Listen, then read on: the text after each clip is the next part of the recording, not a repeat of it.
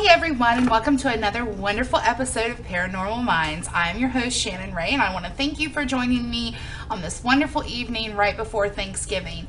I hope everybody's had an awesome week trying to get ready for Turkey Day. I know I have, even though it's super duper cold and raining, but we're going to make it. Tonight on the show, I am very honored to have special guest Sean Stone. He was born in New York City, and he is the son of Elizabeth Cox and film director Oliver Stone. He converted to Islam in 2012. And he is currently working on a healthcare documentary focusing on jinns, a supernatural entity of the religion of Islam. Stone sits on the board of advisors for a company called Mindshare Ventures Group based in New York City. The company is involved in several business areas, including entertainment, commodities, healthcare, real estate, tech, and venture capital. He was invited to the board in 2013 by the founder and chairman. And tonight we're also going to talk about Mr. Stone's film, Greystone Park, which is on Netflix because I watched it. And without further ado, I would like to welcome Mr. Sean Stone. How are you doing, Sean? I'm great. Thanks, Shannon. Happy Thanksgiving. Happy holidays. Yeah, I'm so excited, even though it's cold and rainy and not cool, but it's okay. Well, that's what this time of year is all about, is, staying warm, being inside, seeing family, right? Yeah, absolutely. It definitely is, and I am definitely staying inside too. So what started your personal journey and curiosity within the paranormal field? I think I've always been interested by it. I think it's something that you either have an innate, interest or not. And in my case, since I was young, I loved horror films and ghost stories. I never had paranormal experiences as a child, but I was, let's say, had a healthy skepticism when it came to it. I was skeptical, but at the same time open to the idea of these things. And then actually, started getting interested I got interested in Masonry, for example, the philosophy behind Freemasonry, Rosicrucianism, these mystery schools, oftentimes reference things like astral travel and all kinds of supernatural paranormal phenomenon. But I'd never had an experience with it until I actually broke into Greystone, which is the mental hospital that we named the film Greystone Park after. And Greystone is a massive, spooky place in the middle of New Jersey. It was built in the 1870s and operated for about 100 years. And 10,000 plus patients would go through there on an annual basis, and many thousands, I think, died and were buried there on the property.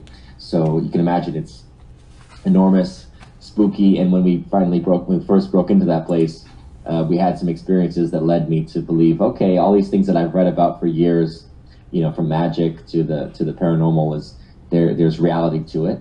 And since then, I've just been, all curious and constantly, evolving my knowledge. And people keep telling me stories, and I learn from what people tell me. So I don't consider myself an expert. I'm just, but I'm open to it. Yeah, and I think that's the biggest thing, is having an open mind and being open to the possibility of something of that nature happening. So from my research, when I dug around on you, I do it for every guest, so it's no big deal. But from what I can tell, your religious choices have kind of been the interest of the press and the media. And how do your religious beliefs tie into your beliefs and experiences within the paranormal? Well, it's actually interesting because when I, as I said, we first broke into Greystone, and from there we actually spent, a good 6 months, myself and my co-writer, Alex Wraith, who was co-starring in Greystone and co-wrote it with me. He and I, we spent almost 6 months kind of, going back and forth into this world, whether it was haunted houses or mental hospitals. And as we were exploring, we had a lot of close calls, let's say, things that started to get more and more freaky. Yeah. phone calls from 666 numbers.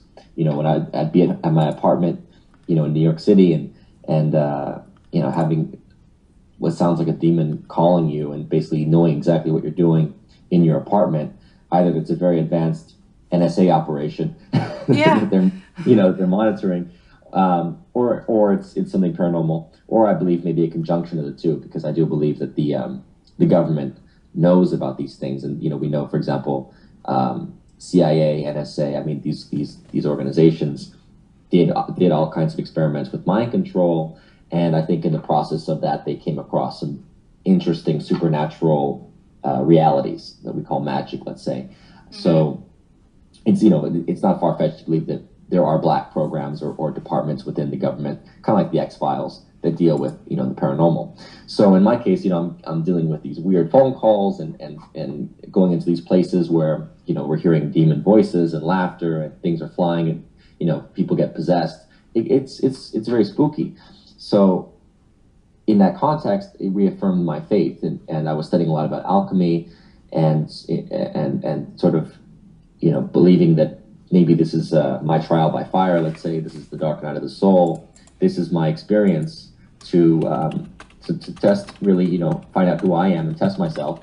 And as a result, I became very a devout believer that there is a God, that there is a higher force and power that protects us, that prayer is very effective and useful. But I came to appreciate Islam and accept Islam because Islam talks openly about these entities. It doesn't beat around the bush. It says, God created these jinns, what are called jinns, that that we in America would call like aliens, that Christians would call demons. Mm-hmm. But the Quran talks, and it says, they're created by God, and they've existed since the beginning, and Satan or Iblis is the head of the jinns who rebelled against humanity, against God's creation of humans. And so they exist now in a different dimension, and they make deals with humans. They possess us. They work with within, like, you look at the Illuminati or the higher orders of magic, and people make deals with them to attain some kind of power or technology, things like this. What we call alien technologies, jinn technology for the Muslims. Mm-hmm. So I think I appreciated that about Islam, and that was part of the reason I said, okay, it makes sense to me. Muhammad is a prophet; he understands this, and he carries on the ancient Judeo-Christian tradition that really goes back before Judeo-Christianity. It goes back to Egypt and Babylon. Now, I do want to touch base on the government factor that you just mentioned. Would it be that far-fetched to truly believe that, especially with all the mainstream paranormal, what's the word I'm looking for?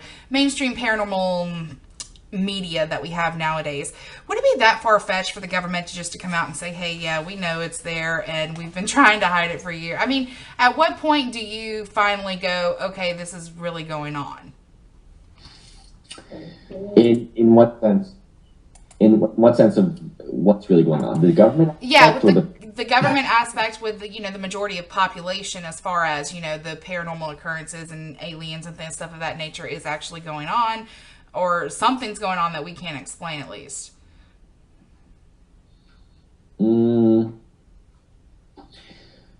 Definitively, I think it's something that you have to go through and experience yourself. You have to know that. I believe everyone goes through it at some point. They see a light in the sky, they see a UFO, they see a craft, they have a shadow attack, in their bedroom at night. The shadow comes and so, they go into a different state. People have experience with elves, fairies. You name it. I think we've all had something that made us realize, okay, we're not alone in this reality. We don't quite understand how many dimensions are involved in this and how complex it becomes. So if you just go from that basis of asking yourself, have I ever had something that freaked me out, that made me feel like, there's something, there's a higher dimension to this existence. There's something supernatural out there. That's your wake-up call. And so you can imagine that if you've had that experience, and most everyone you talk to will admit it, at least in a one-on-one setting, maybe not in a public setting, but in one-on-one discussion, they'll admit it to you, then you have to know the government is aware of it. And, that's just logic. And then you look at, for example, I like Nick Redfern's work. He did a book, I think it was called, Final Judgment? He talks about this Collins Elite, which was a group within basically that derived from the MK Ultra experiments that the CIA was running on mind control, and how these guys in the intelligence community were studying the relationship between like Aleister Crowley and black magicians doing magic, and the opening of portals for alien for alien craft to come through, because the government knows UFOs are real. I mean, this is pretty clear. I mean, I worked with, not worked with, but I backed this group that just did the citizens hearing on disclosure. They had hearings back in April with 40 plus witnesses came forth. Edgar Mitchell, the astronaut, was one of the main backers behind it. And, you know, they have 40 plus witnesses within the military, pilots, you know, the former Canadian defense minister, all testifying to their experience with UFOs or some kind of craft not from this world. Mm-hmm. So know that the government is aware of these alien craft. But the interesting thing is the segue between these craft and the creation of portals through so-called magic experiments, magical ceremonies. And, you know, there are people in military intelligence who talked to Nick Redfern in this book, I think it was Final Events was the name of the book, about their discoveries. So, you know, again, you've got to think there's just a weird synchronicity and segue between mind control experiments, because it goes back to the issue of the psyche. You look at the old Catholic Church and how, you know, they would basically treat people who had mental illness as though they were possessed, right? Mm-hmm. The relationship to the spirit world, that's all in there. And we now discount that, but I just say look at history, look at the fact that priests of Babylon, priests of Egypt, of India have always consorted with these spirits, with entities, what we would call aliens or gods or whatnot, right? Mm-hmm. So if that's the history of mankind, why do we think that all of a sudden we've jumped and ruptured and broken from that history when we know that there's a clear trajectory of Freemasons and Knights of Malta and Templar Knights who come from this same tradition and have these beliefs passed on from generation to generation? They probably just have a different or deeper understanding of it than what we're told. Mm-hmm. Now, I do want to break into Greystone Park, but before we do, I YouTube snatched the trailer, so I'm going to go ahead and play the trailer and the preview for everyone in case they haven't seen it. It's on Netflix. It was on my Netflix. Is it like everybody's Netflix that's up for streaming, Sean? Is that correct? Everybody gets the same Netflix, I think. As far as well, I didn't know. Well, I know they have different packages, is what I'm saying. I don't know. No, I think as far as the United States, this territory, maybe, I don't know if Netflix goes to Canada or not, but as far as the United States is concerned, yeah, everyone should be able to download it, stream it. Okay, sounds like, yeah, because I could, but I know they have different packages, like you pay for this and you get this and yada, yada, yada. So that's where the clarification was coming in. So without further ado, I do want to play the trailer before we break into the Greystone Park, and we will be right back after the trailer plays. Don't go anywhere. And grab some popcorn, even though it's only like a 2-minute popcorn break. Here we go.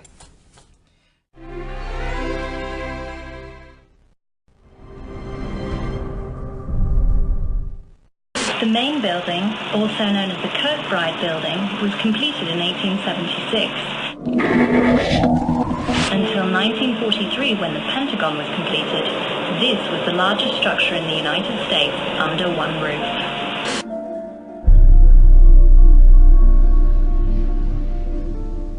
What, you never wanted to go to a haunted house before? I think I've been in one. Really? Haunted?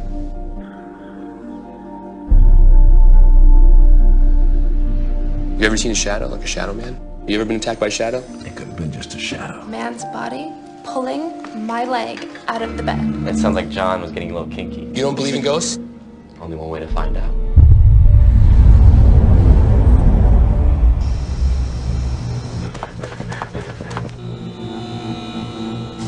We shouldn't be here. Why? We're disturbing the dead. There's something moving, but I don't know what the hell that is, though.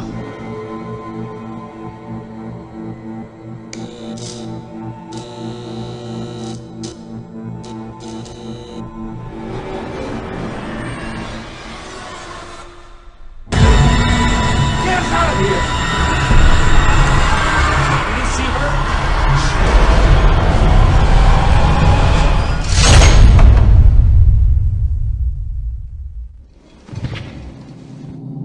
Okay, oops, forgot to turn that off. And we're back with Sean Stone.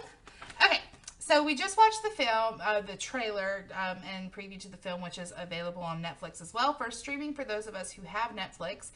I do want to talk about what events. I know in the movie, you know, you're sitting around and you're talking about it basically at a dinner, but is that truly the events that led to the idea behind Greystone Park? The real idea came dinner conversation that we had. Alex had been exploring the place for probably 3 years before I met him. Mm-hmm. You know, he's from Jersey, so I think he has a proclivity towards exploring the paranormal. As we know, Jersey's a weird place, full of creepy people. I don't know. There's something haunted about Jersey. That's the way it seems, at least. Yeah. And so he'd been exploring it, and he really felt that it was comparable to the hotel in The Shining. He just felt like it's the kind of place that morphs every time you go in there. You know, it really it feels alive. And so when I went with him, I got that same vibe that there was something evil here. And frankly, we saw a little paraphernalia of occult paraphernalia lying around that indicated satanic worship was going on. Mm-hmm. I'm not sure that it was happening the night that we actually were there. It may have been because we went on October 13th, Friday the 13th. Sorry, not Friday the 13th, October 13th. But so that there may have been some kind of satanic activity going on somewhere else in the building.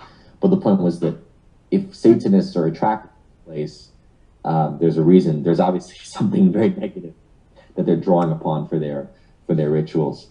And so we took what happened that first night as the basis for the story. So what you see in the film is not 100% true. I would say it's about 80 to 90% true. We do embellish, obviously, for dramatic. We take dramatic license. But a lot of, you know, the basic theme of the film, which is as you go into this paranormal state, you do, in a sense, you do start to lose your mind. You do get confused as to what is really happening and what is, what you're imagining, right? Mm-hmm. You think it's the same kind of, what you call like how do you say, it's almost that state of madness where you hear whispers and, you think you're hearing echoes and, voices. You think you see things, maybe things are moving. You get lost. You don't know quite, what's, is this actually like a paranormal event that's taking place, or am I losing? Did we lose him? Sean, are you there? Oh no. Technical difficulties. It's not a good Tuesday if I don't have technical problems, I'm telling you. We lost him. I'm going to take a quick break, and then I'm going to try to get Sean Stone back, and we will go from there. Don't go anywhere. It's not a Tuesday if I'm not having tech problems.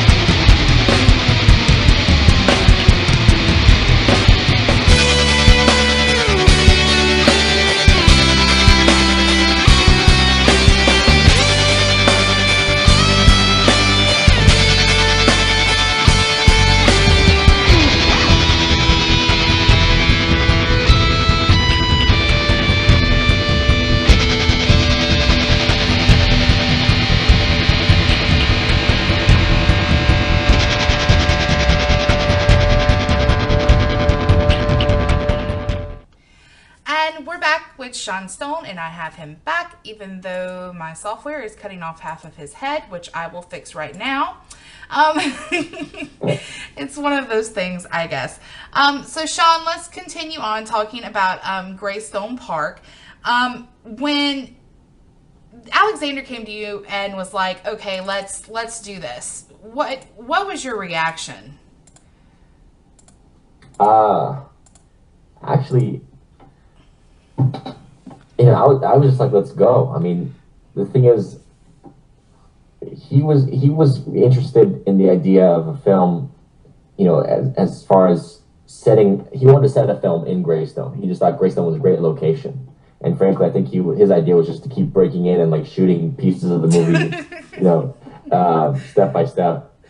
But I thought, first of all, let's go explore it. I'm open to the idea of going in there, and I didn't quite know yet how the film was how it would manifest. Whether or not we had to create a character like we have this Billy Lasher character, who's kind of based on a real guy. There was the legend of Billy Lasher, who's an a mental patient who's said to have been born inside the facility, and then even after the place was closed down, he still hung around basically, and was still haunted the joint basically.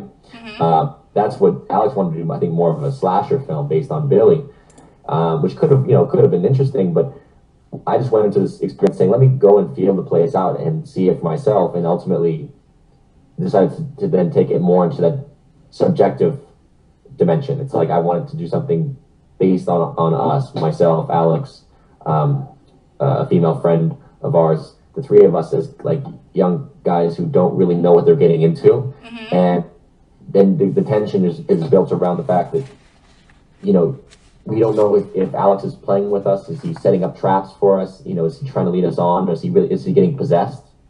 And that, I think that dynamic is really what intrigued me more as far as, like I said, how the paranormal really works. That you go into, the paranormal activity is not the way people see it in movies. It's not just like, oh, there's a shadow over there, and it's very clear that it's a shadow, and it comes and it's going to kill you. It's more about the fact that you don't know if you're literally losing your mind, and as a result, you can start to overreact to things. You can hurt people in the process. Like I said, I've seen people get possessed, and they do get hysterical, and they do freak out, and it makes you don't know if they can hurt you just because they're so confused as to what's going on, whether they intentionally want to hurt you or not. I mean, it's a very scary thing to face. So these were the dynamics of Paranormal Activity. The idea that we don't know who to trust. We don't know what to trust. Are we out of our senses? Are we out of our minds? That's what I want. That's what I wanted the film to show. That sense of madness. How madness and Paranormal Activity is a very fine line. Frankly, they may be the same thing. So that was the unique point, I think, of our story, that other films that deal with Paranormal Activity don't get across, is just how much you really question your own sanity.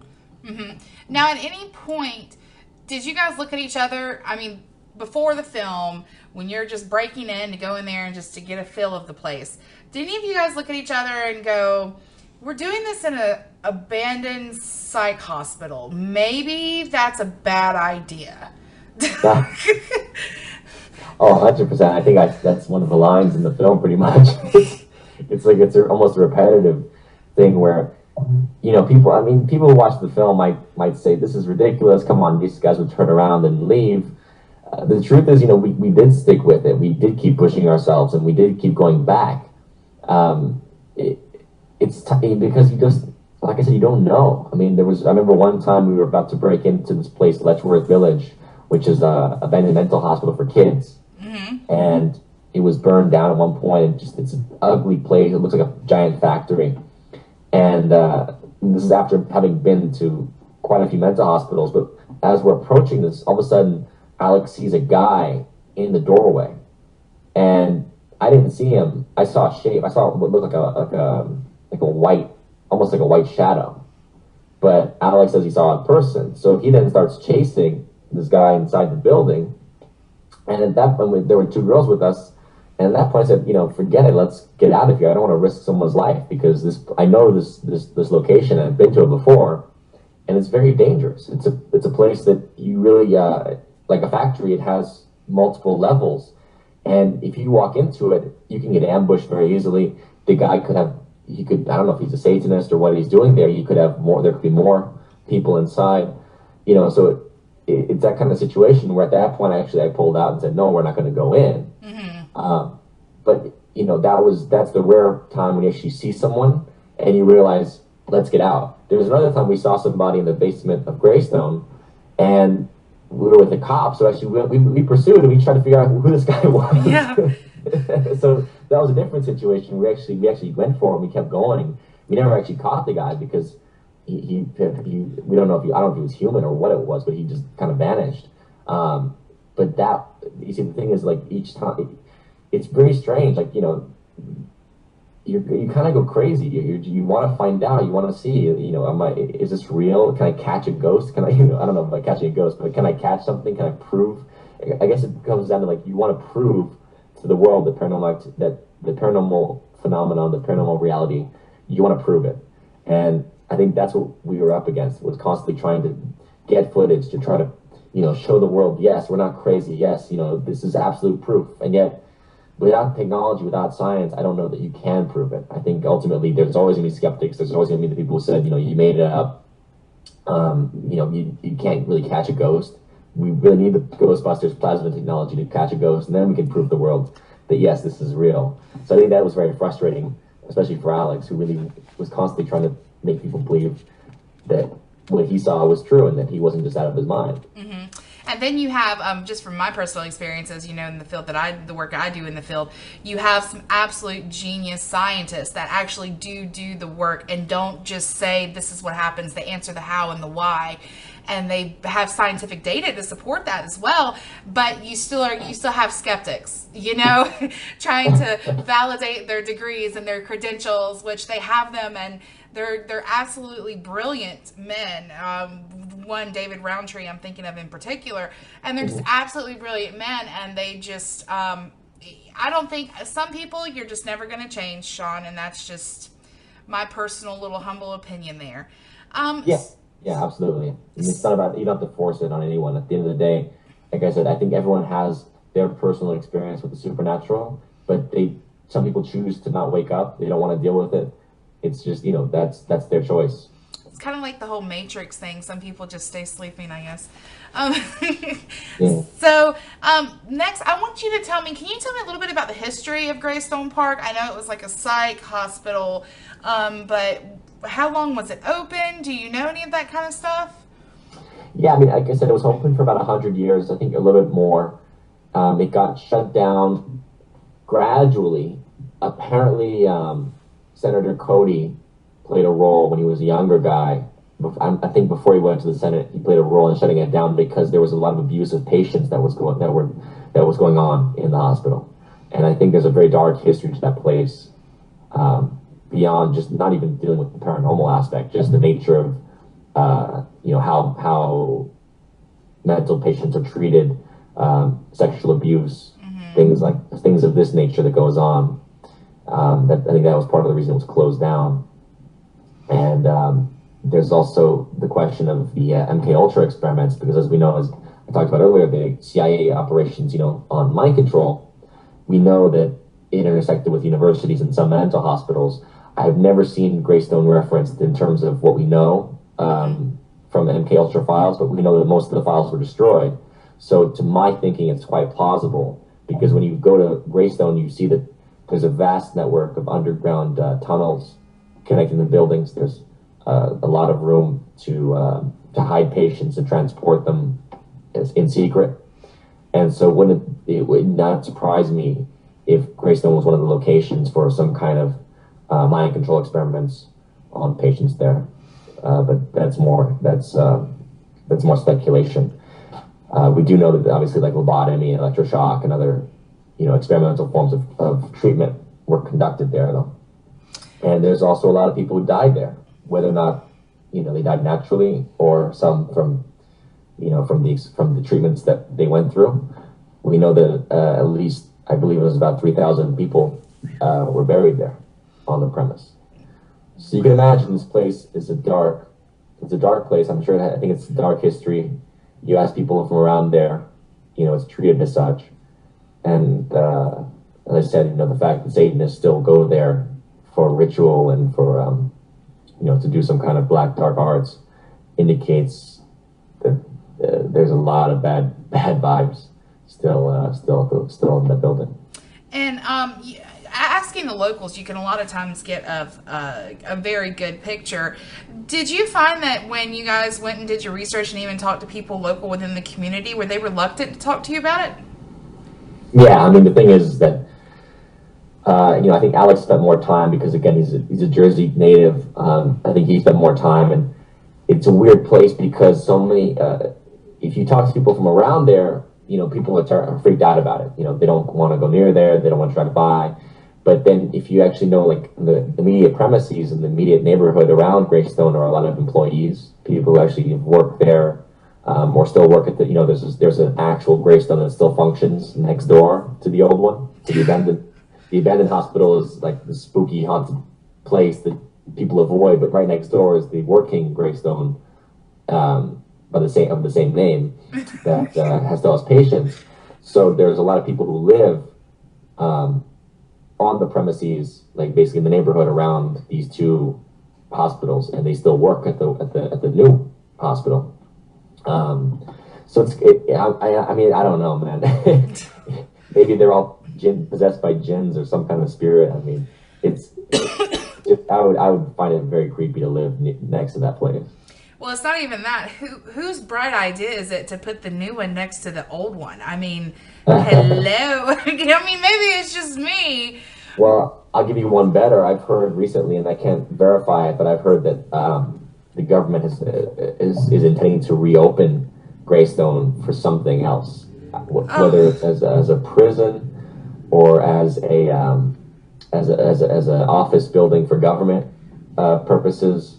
I believe the federal government may be purchasing it, but it looks like they might be, revitalizing that place, which really is pretty scary. Yeah, and it is spooky because, before the deinstitutionalization of a lot of psychiatric institutions like Greystone, there was horrible, brutal torture and treatment of these patients who are essentially still human beings and have a soul, and the imprints that would leave upon an environment and the scarring, and then you're gonna just put something in it like nothing happened. I mean, that ignorance right there is a recipe for trouble. Yeah. Well, again, it makes me wonder. It makes me wonder if maybe the government never shut it down because there's always been this kind of speculation on our part, Alex and myself, that they might still be using the hospital for some very dark stuff, experimental stuff. This is just maybe it's just a gut feeling, but you have this amazing facility and the lights are still on. The power still works. Oh yeah, the power still works. It's still still has lights on. Yeah, you drive by and that's the scariest thing about that building is that it's an empty, abandoned place that still has all the furniture inside and the lights are still on. And it just makes you wonder, I wonder if this is not still being used for something.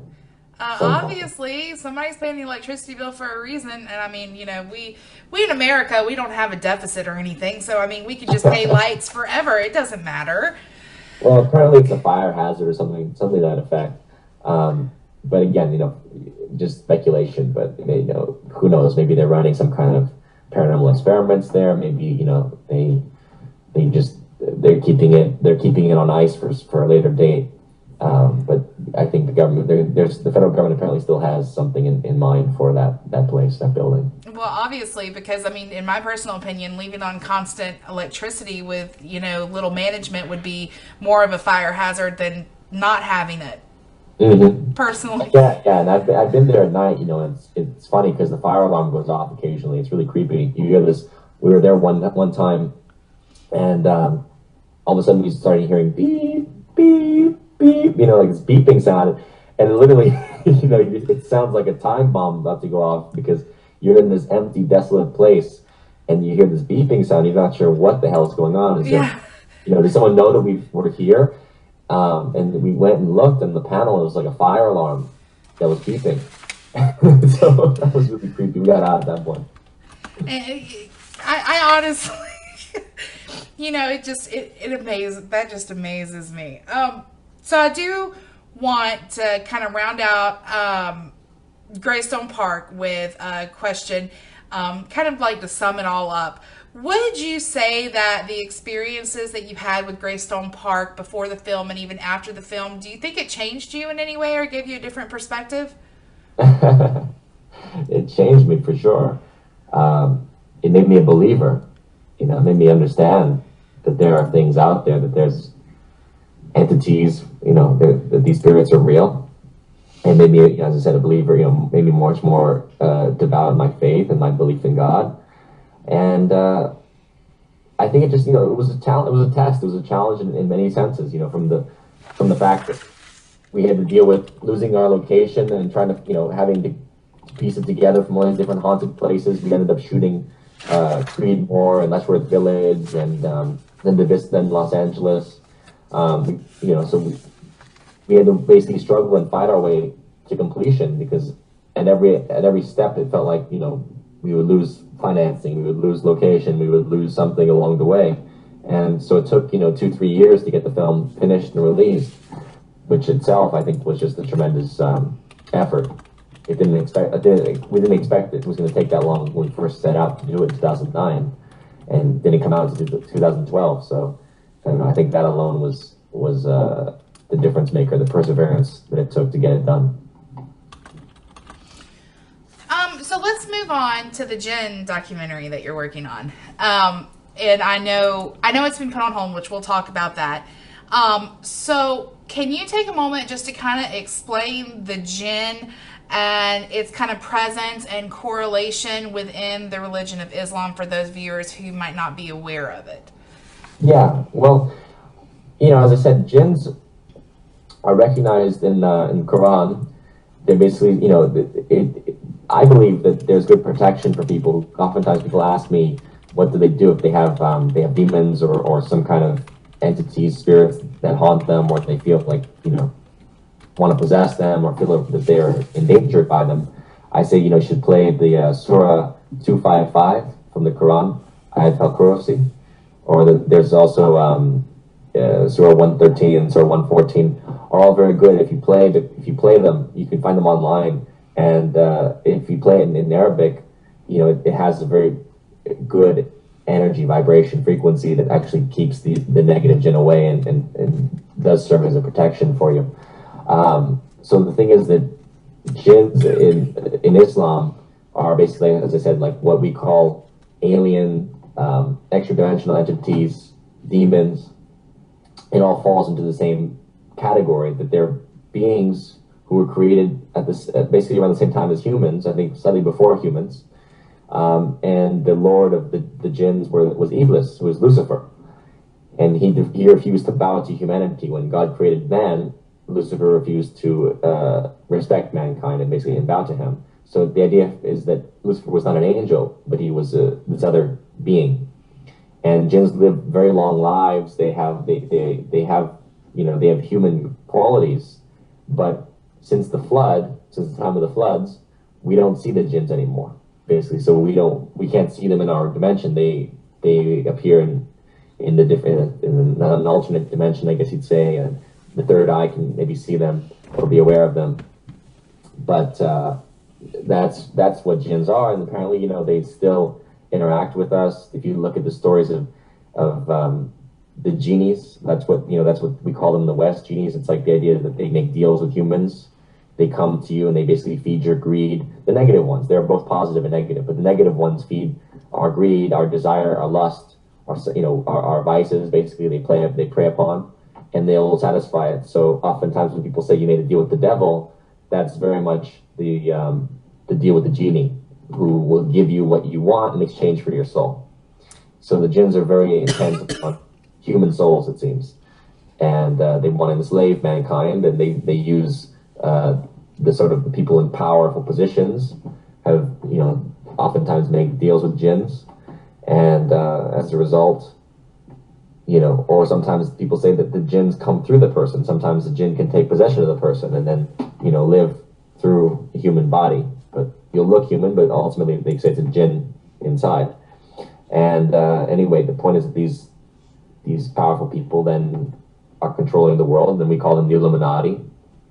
And that's very much the Muslim interpretation of jinns, and it kind of resonates with what people think about demons and Satan, the Satanic Empire, and you know, aliens, you know, secretly ruling the planet, reptilians and whatnot. Now, you said that there are positive ones as well. So there are good and bad. What do the positive ones do? Or what are their roles? Well, I mean, if you think about it, like the alien lore talks about, there's aliens who are here just to, like the gray aliens, you know, they call in Islam, they call them the gray jinns, you know, that they basically are very sexual. They oftentimes abduct people for sexual purposes. They want to harvest them for, you know, their seed for, you know, to procreate. They're very interested by like the reproductive process. But then there's, you know, they say that there's also positive aliens. There are those who are basically like they leave humans alone. They go about their own lives. They're not here to basically enslave mankind. The positive jinns are the ones who they say, you know, fundamentally believe in the Creator. They believe in God, and as a result, you know, they pray. They have a sense of morality. They're not here to harm us, and they live on. I mean, also, I mean, the idea really is that, as I said, jinns or aliens. They don't live just on Earth. You know, they live on other planets. It's like there's life all around us. It's just a question of protecting ourselves against the negative jinns. That's really the most important aspect. You know, Islam talks about in the very beginning of the Quran. This is a book about the unseen, about people who believe in the unseen. Now, is there anything within the Quran or within the religion that talks about spirits and ghosts, or that's not covered under the jinn, though, correct? Yes, I mean, basically, jinns are like spirits because, I mean, obviously, you know, in Islam, there's a belief in the soul. The idea is that the Quran is a protection for the soul. That's why the religion is, you know, people interpret it dogmatically, I think, in the wrong sense when they take it to the literal form of being physically dogmatic as opposed to spiritually, because the Quran is meant to be a protection for you. It's meant to be like a moral guide for your soul, to not be entrapped and ensnared by materialism, by deals with the jinns, by deals that bind you to earth, basically. So there, you know, there's a very spiritual sense to Islam. When it comes to ghosts, I don't really know how they would term it. I don't frankly understand. I don't even know my own belief in ghosts, to be honest, because I just don't. I do believe that there's reincarnation. I do believe that the soul carries on after it dies, but it's hard for me to believe that it just wanders. You know, I'm not clear on what happens to the soul in terms of, you know, I do believe that in the afterlife, and I do believe that the soul goes on and can reincarnate or can go to a different dimension or can maybe, you know, go to a different world. But I don't quite understand how the person himself, the soul itself, would stay here as a ghost. I'm not quite clear on that. Yeah, and you know what, Sean, honestly, if we had all the answers, I wouldn't be doing what I'm doing and you wouldn't be doing what you're doing. You know, it's that yearning and that need for the constant fulfillment of what happens to our soul when we die that, you know, leads us to be doing even what we're doing right now. Yeah, absolutely. Absolutely. I do believe there's contact that's made between people with the dead. You know, it happens very often when someone passes over that, you know, that their loved one, their family member will feel their presence, will see them, right? Will have some kind of ghostly encounter, almost like a last goodbye. I think this happens quite often, but as far as like a ghost lingering and trying to basically stay in a place, I'm not sure if that's a ghost or if that's maybe a jinn that's basically pretending to be someone you know or someone you love. So what pushed you to create this documentary based on the jinn? Well, I was finishing up Greystone Park, the feature film, and I started traveling to Iran. I've been to Iran 3 times now. So when I first went to Iran, I was asking some people there, you know, who were more of like, let's say, Sufis in their philosophy and their spirituality about the jinns, because it intersects very much with what I've been learning through my experiences in Greystone with Supernatural. And so we started interviewing some jinn masters, or people who basically communicate through the third eye with the jinn realm, people who are like, let's say, more mystical or scholars. And a lot of what they were talking about very, very much resonated with what we talk about over here when it comes to the Illuminati, the ruling hierarchy, the deals that are made, like so-called satanic deals, you know, the secret powers behind the thrones being involved in these strange rituals, right? Mm-hmm.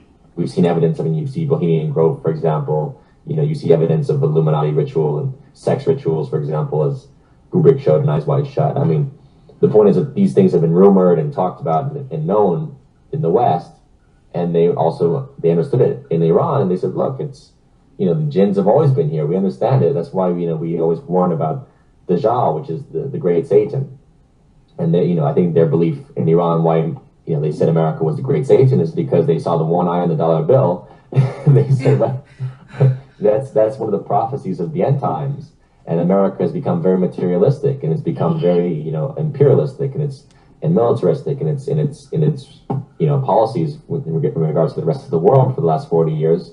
And they kind of see it as the sign of the end times, that maybe the America is basically playing the role of the, you know, of Satan, because we've made deals with these evil jinns that, you know, actually makes sense if you think about how America inherited the British Empire, how we basically became an extension of the British Empire. And if you think about the British Empire, you have to know about John Dee, who's a great magician who's doing black ops in both sense. He's doing black magic and black operations for Queen Elizabeth in forming the British Empire. And John Dee is, you know, he's basically the 007. He's the original James Bond. Mm-hmm. And he's doing all kinds of, you know, ceremonies and rituals. And so, according to the satanic tradition, let's say like the satanic tradition, as far as, you know, has been told to us, the British made deals with jinns, and that's how they got their empire. They got technology, and they got, you know, they basically got their worldly powers through these deals, and America's inherited it. So, you know, having studied this, and then having then talked to these people, you know, in Iran, who also understood that, and understood the nature of the Illuminati and the nature of these deals and whatnot, I wanted to try to do a documentary that could ultimately show how this intersects, this idea of the worldly power, the governmental structure of power, and what, you know, what's involved with it, how that actually ties into deals with the unseen realm, with the paranormal realm. Mm-hmm. Which it, quite frankly, could.